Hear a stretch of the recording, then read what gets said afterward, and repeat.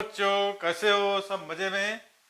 Binomial theorem के study material और series को आगे बढ़ाते हुए एक मिनट तो सीरीज को आगे बढ़ाते हुए इसका सेकंड पार्ट, कल तक हमने पास्कल्स लॉ देखा था। आज हम देखेंगे क्या? बाइनोमियल थ्योरम और एक्सपेंडेड फॉर्म। और अगर टाइम ज़्यादा नहीं हुआ तो उससे रिलेटेड कुछ क्वेश्चन जो कि जेई में पूछा गया है उसको हम सॉल्व कर लेंगे।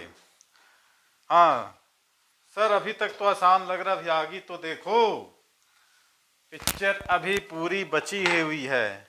और सर आसान लग रहा है, अच्छी चीज़ है, समझ में आ रहा है, बहुत बेटर है। तो इसको थोड़ा सा कंटिन्यू करते हैं। तो x प्लस वाई, आज बाइनोमियल थ्योरम को देखेंगे। x प्लस वाई का होल स्क्वायर, तो 2 क्या था? इंडेक्स था ना। अब देखिए, जितना इंडेक्स होगा उतने एक ज्यादा टर्म्स होंगे। कल हमने देखे थे x प्लस वाई का whole square, X square plus 2xy plus Y square. कितने टर्म्स हुए? 2 टर्म। जितना इंडेक्स होगा उतना ही एक्स वाई का पावर होगा। तो x प्लस वाई का होल स्क्वायर मैंने, इसका इंडेक्स कितना है? 2 है। तो X square plus Y square plus 2xy, X और वाई का पावर भी है ना, मैंने इसका जितना इंडेक्स होगा उतना ही उसके टर्म्स का पावर होगा।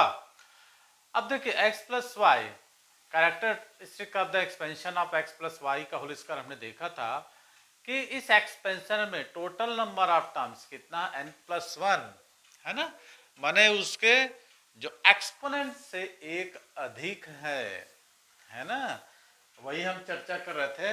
अब देखिए, सपोज लेते हैं x प्लस वाई का पावर 5। अब इसमें कितना है? 1 2 3 4 5 6। तो n इज इक्वल टू 5, तो नंबर ऑफ टर्म्स कितने हैं? 6 है। तो ये n प्लस वन एक अधिक हुए ना। तो इसी को हम, शायद मेरी बात आपको समझ में आ रही होगी। समझ में आए तो यस, नहीं समझ में आए तो कमेंट में लिखना कि सर बात समझ में नहीं आ रही है, तो हम फिर से बता देंगे। अब जो एक्सपेंशन है इसका, जो इच सक्सेसिव टर्म्स, माने प्रत्येक सतत पद में x की घात एक घटती है। देखो आप x, अब इसमें x का पावर एक घट रही है, 6 5 4 3 2 1, ये हमने देखा था, एक घटती है। और सेकेंड टर्म्स की पावर बढ़ती है। देखो y का पहले 0 फिर 1 फिर 2 फिर 3 4 5 6 4 5 और फिर यहाँ पे 6 हो गया। तो ये हमने कल देखा था। तो जितने भी टर्म्स है उसका बाइनोमियल कोफिशिएंट है ना, जितने भी टर्म्स है उसके बाइनोमियल कोफिशिएंट जो कि अंत से, लास्ट और इनिशियल से हमेशा बराबर दूरी पर होते हैं। इस चीज को ध्यान रखोगे। तो NCR equal to NCR minus one, initial और लास्ट, माने हम जैसे एक्सपेंड किए थे। देखिए ये, इसको हम क्या बोले थे? Pascal's triangle. तो 1 1 1 1, फर्स्ट एंड लास्ट में 1 आएगा। आई बात समझ में? Sir how to directly write any positive integral है? How to directly write any positive integral power of a binomial expansion. Yes, इसका भी जवाब है हमारे पास। समझ लो, हम लिखते हैं। अब आप देखिए, एक क्वेश्चन पूछा था, sir how to directly write any positive integral power of a binomial expansion. तो चलो इसी का एक्सपेंशन देखते हैं हम। जैसे कि मैंने लिखा है, इसको मैं चलिए अल्फा बीटा में कर देता हूं। कल हमने इसको एक्स और वाई में लिखे थे, ठीक है। इसको मैं आज अल्फा और बीटा में समझाने का आप लोगों को प्रयास करता हूं। मेरा मकसद ये है कि आप लोगों को अच्छे तरीके से ये समझ में आ जाए, ठीक है। तो इसको हम लिखते हैं alpha plus beta. Alpha plus beta, तो इसको लिख देंगे अल्फा का पावर 5, अल्फा का पावर 4 और इंटू बीटा, अल्फा का पावर 3 इंटू बीटा का पावर 2, अल्फा का पावर 2 और बीटा का पावर 3, अल्फा का पावर 1 और बीटा का पावर 4, और यहाँ हो जाएगा बीटा का पावर 5। ये हमने लिखा अल्फा प्लस बीटा का पावर 5, ठीक है। अच्छा, ये चीज हमने एक और दी बताया था, इसको हम लिखे थे 5 से 0 और 5 से 1, फिर 5 से 2 और 5 से 3, है ना, और 5 से 4 और 5 से 5। इस प्रकार हम इसको लिखे थे। अब इसका कॉफिशिएंट क्या आ जाएगा, ध्यान से देखो जरा इसको सेमोनेट को हम मिटा देते हैं, 2 का हम बताएंगे, बाकी आप लोग खुद इसको करके ट्राई करके कोशिश करना है। अब कॉफिशिएंट में जाने के लिए हमको किस में जाना पड़ेगा, पास्कल्स ट्रायंगल्स में जाना पड़ेगा। अब कॉफिशिएंट होता है 1, 5, 10, 10, 5। कहाँ है भाई 1, 5, 10, 10, 5? ये हो गया अल्फा इक्वल टू 5। मैंने नंबर ऑफ टर्म्स कितने, वो 6 होंगे ना, 1, 2, 3, 4, 5। तो 1, 5, 10, 10, 5। तो इसको हमने देखा था 1 + 4 5, 4 + 6 10, 6 + 4 10 और 1। तब इसको लिखोगे कैसे, चलिए मैं इसको बताता हूँ। अल्फा प्लस, पहले हम इसको देखते हैं, इसको ऊपर में लिखेंगे कैसे, ठीक है। इसको हम लिखेंगे कैसे, अल्फा प्लस बीटा का power 5 is equal to alpha का पावर 5 प्लस इसको 5c1, मैंने हम 5 ही लिख देंगे, 5 अल्फा 4 बीटा प्लस, अब कैसे लिखेंगे, 5 × 4/2 है ना, 5 × 4/2, ये alpha cube beta square plus, अब देखिए 5 4 × 3 अपॉन 1 × 2 × 3, ठीक है। फिर से वही चीज आ गई आपके पास, फिर से वही चीज आ गई, 3 3 कट गया, और कितना हो जाएगा, अल्फा स्क्वायर और बीटा क्यूब, ठीक है। फोर्थ कंडीशन में हम क्या लिखेंगे, फोर्थ कंडीशन में 5 से 4 ने 5 × 4 × 3 2 1 और 1 × 2 × 3 × 4, डायरेक्ट हम इसको 1 2 3 को काट देंगे, हमारे पास आ जाएगा ऐसा करके, है ना। तो इस प्रकार हम लिख सकते हैं अल्फा × बीटा का पावर 4, और लास्ट में तो 5 5 पूरा कट जाएगा, लास्ट में हम क्या लिखेंगे उसको, 5 × 1/5, डायरेक्ट करते 5 × 1/5 और बीटा का पावर 5, ऐसा कुछ हम इसको लिखते हैं। तो ये सब कट के देखिए, 3 3 कट गया, 2 2 जो 5 2 जो 10 आ गया, 2 2 जो कट गया, 5 2 जो 10 आ गया, इसमें 1 2 3 1 2 3 टोटल कट गया, 4 भी कट गया तो 5 आ गया, ऐसे पूरे कट गया 5 आ गया। तो ये इसका एक्सपेंशन है ना। अब चल तू खुद से कर ले भाई, इसको अल्फा प्लस बीटा, इसको भी मैं अल्फा बीटा में बना देता हूँ। सर कल तो समझाए थे इसी को, आज क्यों समझा दिए, लो भाई हम इसको लिख लेते हैं अल्फा प्लस बीटा, ठीक है, कल का मत ले टेंशन। अल्फा प्लस बीटा ये हो गया, चलो इसको लिख लेते हैं अल्फा का पावर 6, अल्फा का पावर 5 × बीटा, ये हो गया अल्फा, ये हो गया बीटा का पावर 2, ऐसे करके एक पावर x की क्या होगी, कम होते जाएगी, एक पावर x अल्फा की कम हो जाएगी और बीटा की बढ़ेगी, ये हो गया अल्फा का पावर 2, है ना, बीटा का पावर 4,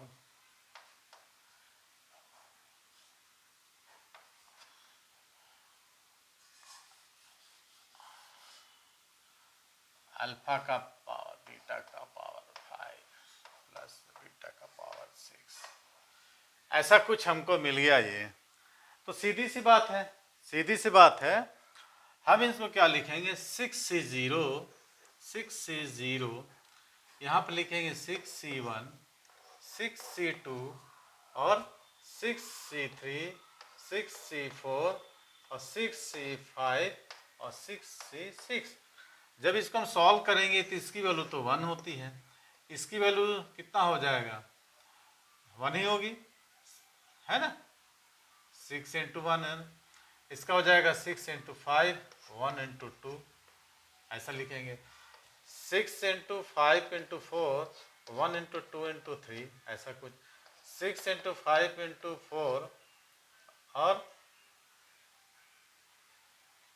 इंटू 3, और यहाँ 1 into 2 into 3 into 4, 6 into 5 into 4 into 3 2, है ना। और ऐसा 1 2 3 4 5, और यहाँ पर 6 से तो 1 हो जाता है।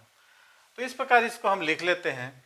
अब देखिए 6 आ गया, 15 कैसे आ जाएगा, 3 5 जा 15, है ना, ये आ गया।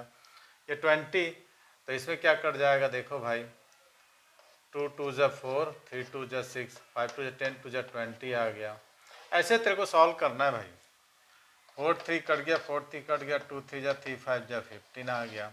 ऐसा 6 कैसे आएगा, इसे 1 2 3 4 1 2 3 4 5 कट गया सब, तो 6 आ गया, और 6 6 जे 1। तो ऐसे हमको सॉल्व करना है ये, ठीक है। तो ये था आपका answer, how to directly write any positive integral find the binomial expression. तो समझ में आ गई बात। तो और कुछ स्पेशल टर्म्स है जिसको हम सॉल्व करेंगे, तो पॉज करिए और समझिए।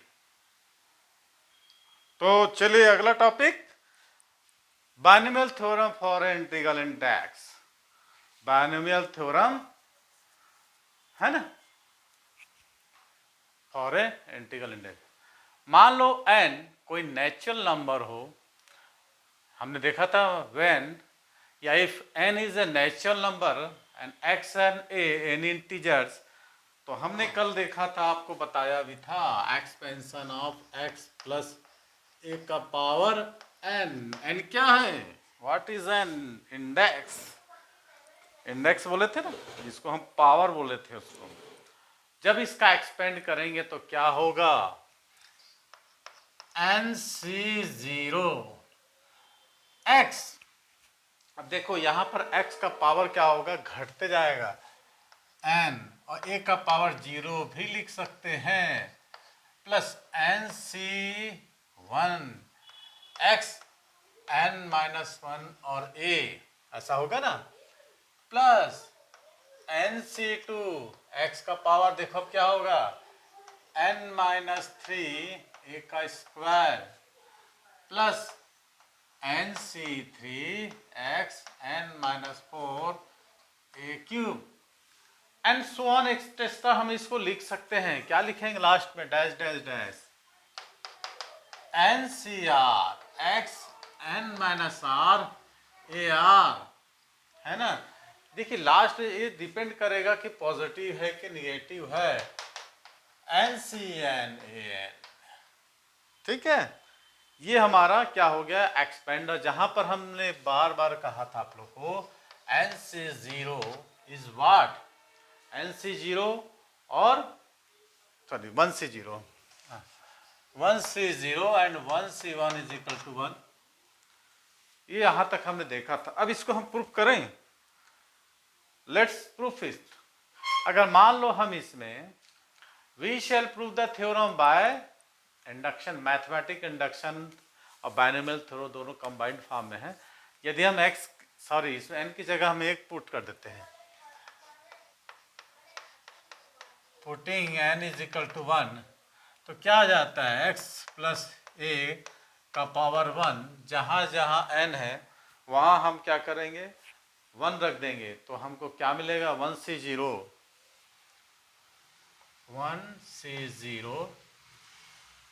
x प्लस 1C1 x का पावर 0 a, मतलब x प्लस a, वो नेगेटिव टर्म्स आ जाएगा, ठीक है। तो x प्लस ए का इंडेक्स 1 है तो उसका टर्म्स कितने होंगे x प्लस ए। ठीक है, कोई डाउट है नहीं तक। अब मान लो हम x प्लस ए की पावर ये लिखें, अगर इसका निगेटिव कर दें, इसको भी जानना जरूरी है। अब देखो ये होगा NC0 x का पावर n, तो a क्या होगा, a निगेटिव है, बस कुछ नहीं करना आपको, निगेटिव माइनस a का power 0 plus NC1 x n minus 1, a negative है माइनस a रख देते हैं, तो ये इसका जिसका भी एक्सपोनेंट 0 होता है उसकी वैल्यू तो पॉजिटिव, तो इसको लिखने से कोई मतलब नहीं, मैं आप लोगों को समझाने के लिए लिखा था। ये हो गया प्लस यहाँ निगेटिव आ जाएगा NC1 x n माइनस 1 होगा श्योर। ए अब क्या होगा, डिपेंड करेगा कि देखिए -1 का पावर यदि ऑड रहता है तो माइनस, और -1 का पावर यदि इवन आ जाए तो +1 होता है। बस वही फंडा यहाँ पर चिपका दो आप भी, एक अल्टरनेट चलते जाएगा NC2 x n minus 2 a का स्क्वायर। ठीक है, फिर negative NC3 x n minus 3 a cube. इस प्रकार आपको अल्टरनेट पॉजिटिव निगेटिव मिलता जाएगा, है ना। बट लास्ट में क्या होगा, लास्ट में आपको ये देखना है कि कितना n का पावर 1 का पावर कितना होगा निगेटिव NCNA, ये आपको लिखना जरूरी है अल्टरनेट, है ना।